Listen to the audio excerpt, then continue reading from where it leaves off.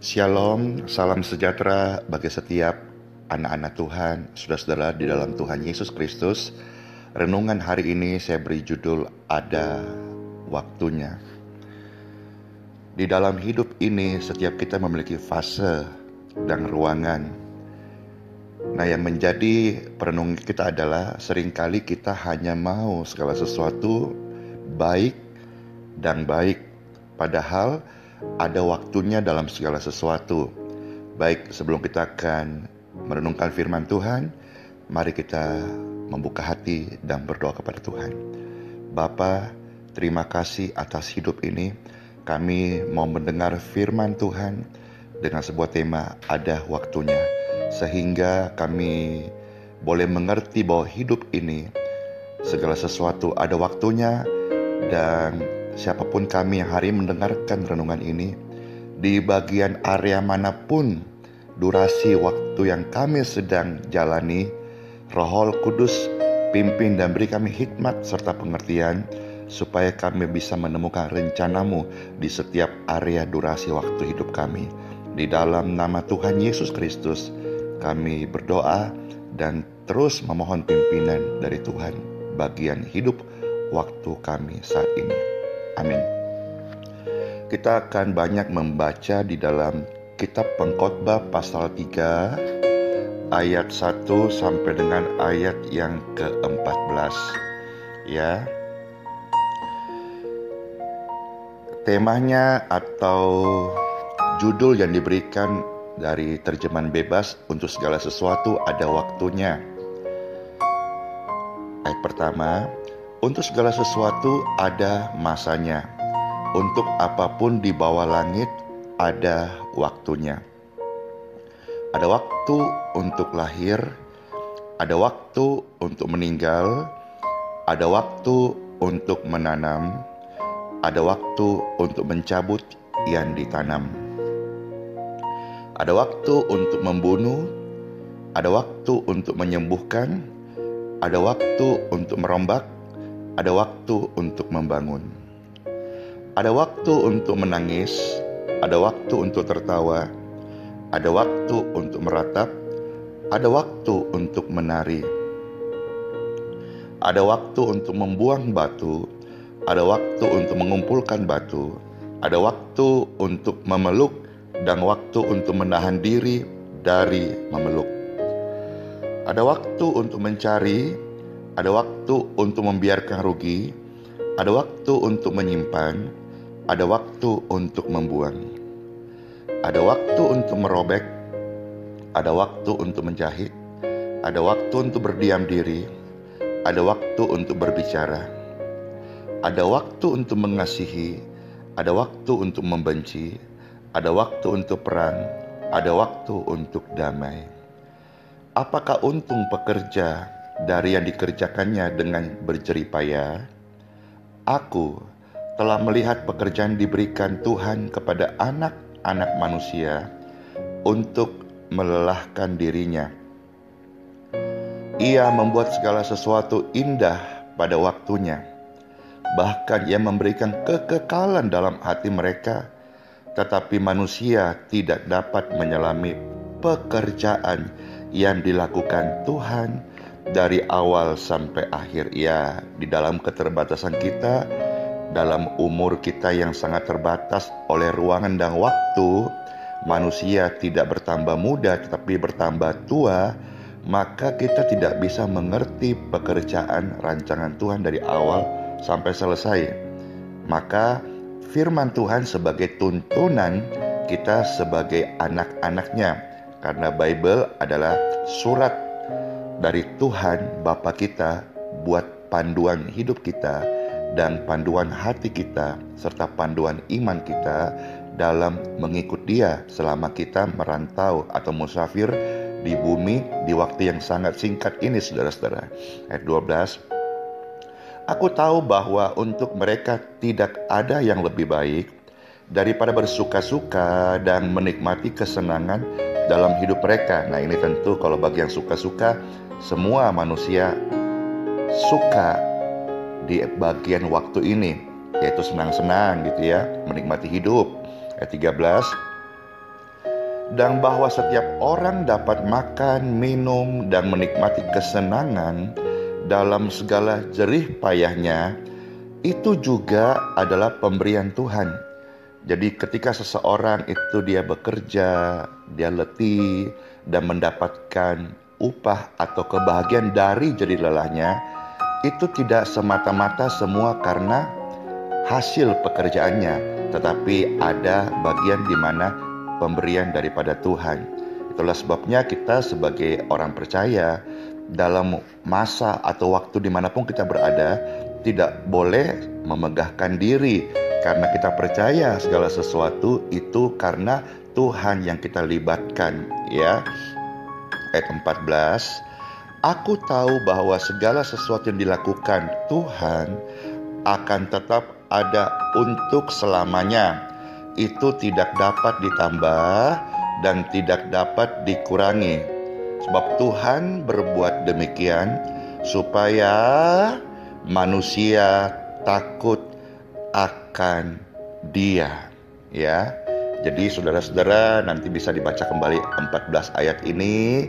Ini adalah nasihat daripada Salomo, seorang raja yang barangkali semasa hidup manusia laki-laki belum ada yang menikmati hidup seperti Salomo.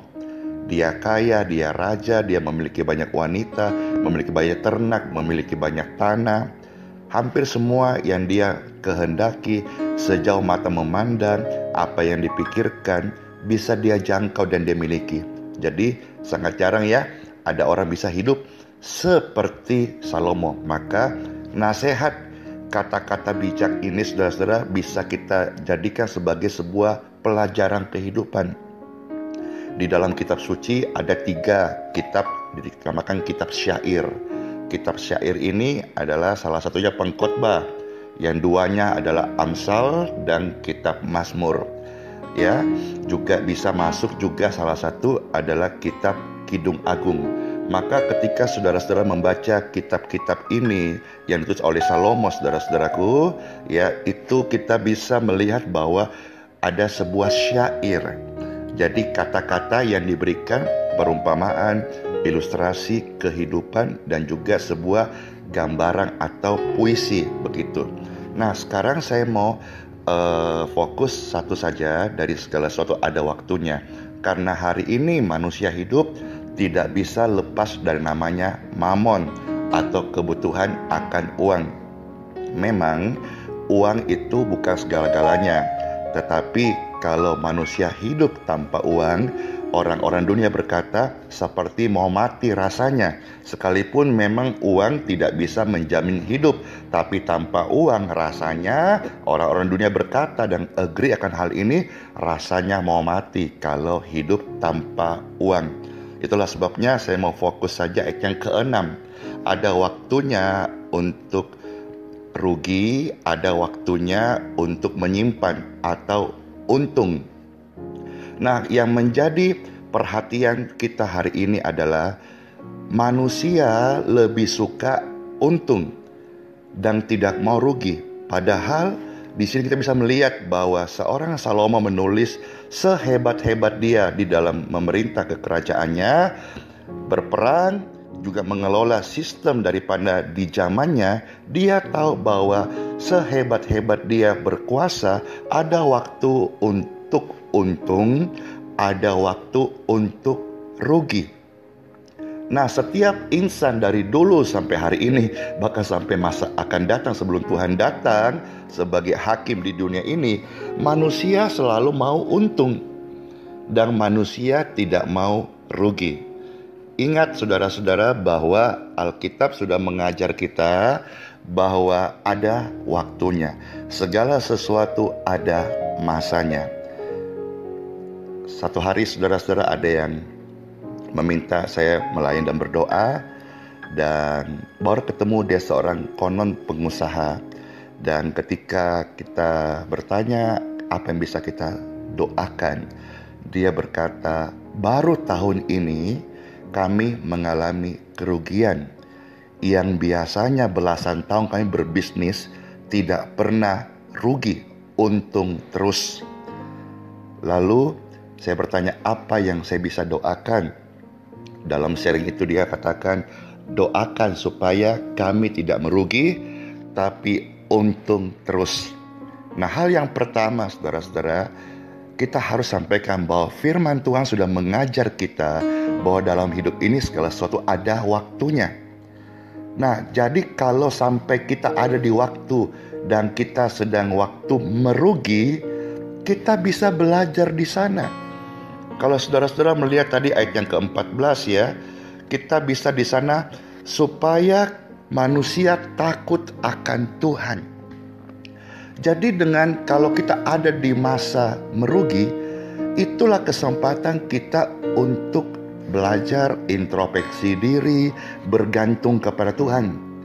Ya, coba semisal pengusaha ini belasan tahun tidak pernah merugi, tidak pernah mencari Tuhan barangkali, atau tidak secara khusus untuk mengundang hamba Tuhan mendoakan.